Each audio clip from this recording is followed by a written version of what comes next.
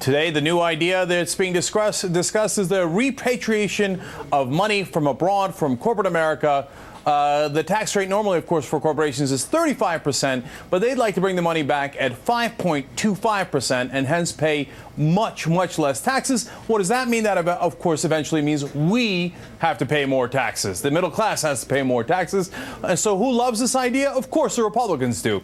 Well, you've got Representative Kevin Brady's introduced legislation. You got Tim Pawlenty, Mitt Romney, Eric Cantor. They all love it. Paul Ryan, the guy who came up with that disastrous budget plan in the first place, says, quote, "It's a good idea. We ought to have it every day. Instead of having a repatriation every 7 years, let's have it every single day by going to a different system." Lovely. He means that corporations should only pay 5.25%. Of course he does, because the corporations pay him to say things like that. Now, when it comes to the Democrats, they're not that much better, so everybody thinks this is a swell idea, so you know you're in a lot of trouble. But the idea is supposed to be, hey, if they bring the money back into the country, they'll create jobs. Well, of course, that's a lie. Let's look at what happened the last time they did this kind of tax holiday to bring the money back in. That happened in 2004. And then in 2005, they actually brought the money in. They brought in $312 billion.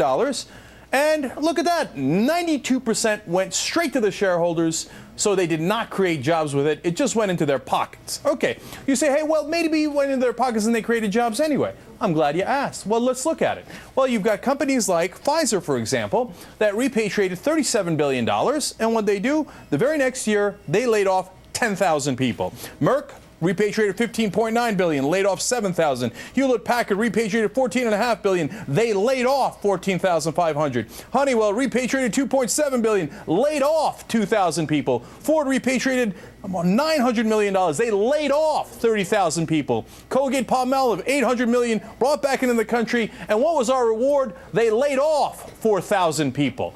They're not looking to create jobs. They're looking to pocket this. And who's going to pocket it the most? Well, of course, the CEOs, the executives. When you look at the companies that are in the U.S. Chamber of Commerce and their CEOs, well, they made out like bandits the last time we did this. They took home $250 million.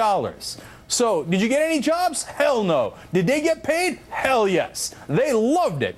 And so let's look one more thing now at the specific CEOs and see what their motivation is. Is it to create jobs or is it to fill their pockets? Let's take a look at Cisco's CEO, for example, John Chambers.